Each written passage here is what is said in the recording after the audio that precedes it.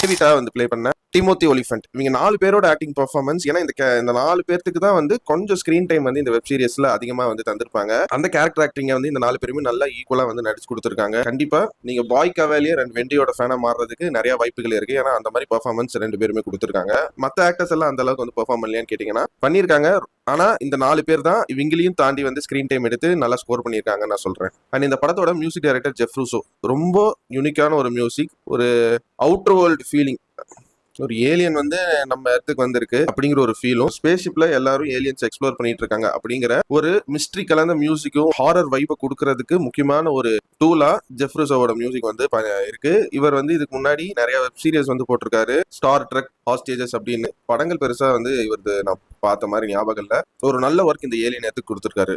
And இந்த web series எடுத்த டைரக்டர்ஸுமே வந்து பெருசா இதுக்கு முன்னாடி அவங்க பண்ண ப்ராஜெக்ட்ஸ், படங்கள், வெப் சீரிஸ் எதுவுமே நான் வந்து பார்த்தது இல்லை.